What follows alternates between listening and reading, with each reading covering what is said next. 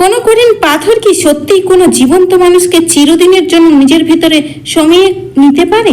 মহারাষ্ট্রের অলকায় রয়েছে এমন এক অলৌকিক শিবলিঙ্গ, যার ফাটলের মধ্যে আজও আটকে আছে একটি রেশমি শাড়ির আঁচল। বলা হয় সেটি কোনো সাধারণ কাপড় নয়, বরং সেই মহারানীর শেষ স্মৃতি, যিনি শতাব্দীর সঙ্গে মহাদেবের এই বিগ্রহের মধ্যে জীবন্ত সমাধি নিয়েছিলেন। কিন্তু সেই কালো অন্ধ রাত্রি এমন কি ঘটেছিল যা ব্রহ্মাণ্ডের স্বামী মহাদেবকে এই অসম্ভব অলৌকিক ঘটনা ঘটাতে বাধ্য করেছিল? এই হৃদয় বিদারক কাহিনী শুরু হয় অলকার রাজা অলোক সিংহ এবং তার পরম ভক্ত মহারানীকে নিয়ে। রানীর মন রাজকীয় ঐশ্বর্যে নয়, শুধুই মহাদেবের চরণে নিবেদিত ছিল। কিন্তু প্রাসাদের পাহারা আর রাজকীয় আড়ম্বরের মধ্যে তিনি একান্তে পূজার সময় পেতেন না। তাই তিনি গোপনে এক সংকল্প নিলেন। প্রতিদিন রাত ঠিক 12টায়, যখন পুরো পৃথিবী ঘুমিয়ে থাকে, তখন খালি পায়ে নিঃশব্দে প্রাসাদ ছেড়ে শিব মন্দিরে যাবেন।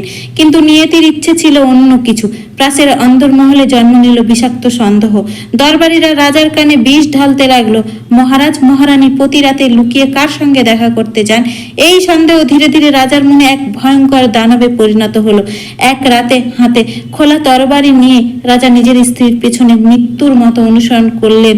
রানী যখন মন্দিরের গর্ভগৃহে পৌঁছে মহাদেবের ধ্যানে লীন, ঠিক তখনই পিছনে রাজার পদধ্বনি শুনতে পেলেন। নিজের স্বামীর হাতে নিজের চরিত্রের উপর সন্দেহের তরবারি দেখে রানীর হৃদয় ভেঙে গেল। এক সতী নারীর কাছে এই অপমান মৃত্যুর থেকেও বড় শাস্তি। চোখ ভরা অশ্রু নিয়ে রানী শিবলিঙ্গের দিকে তাকিয়ে কাতর কণ্ঠে প্রার্থনা করলেন, হে নীলকণ্ঠ, হে ত্রিলোচনাথ, যদি আমার ভক্তি পবিত্র হয় এবং আমার সতীত্ব নিষ্কলঙ্ক হয়, তবে এই মুহূর্তেই আমাকে আপনার চরণে আশ্রয় দিন। এই কলঙ্কিত পৃথিবীতে আমি আর এক মুহূর্ত বাঁচতে চাই না। সেই মুহূর্তে পুরো মন্দিরে এক অন্ধ করে দেওয়া দিব্য আলোয় ভরে গেল, আর সকলের চোখের সামনে সেই বিশাল কঠিন পাথরের শিবলিঙ্গ গর্জনের সঙ্গে সঙ্গে দুই ভাগ হয়ে গেল। মহাদেব যেন তার ভক্তের জন্য নিজের হৃদয় খুলে দিলেন। রানী চিরদিনের জন্য সেই শিবলিঙ্গের ভেতরে সমিয়ে গেলেন। রাজা যখন নিজের ভুল বুঝতে পারলেন এবং রানীকে থামাতে চাইলেন, ততক্ষণে পাথর আবার জুড়ে গেছে। তবে পৃথিবীকে সত্যের প্রমাণ দেওয়ার জন্য মহাদেব রানীর আঁচলের সেই ফাটলের অংশটা বাইরে রেখে দিলেন। রাজা সারা জীবন সেই মন্দিরে দোরগোড়ায় নিজের ভুল প্রায়শ্চিত্ত করছেন, কিন্তু রানী তখন মহাদেবের হয়ে গিয়েছেন।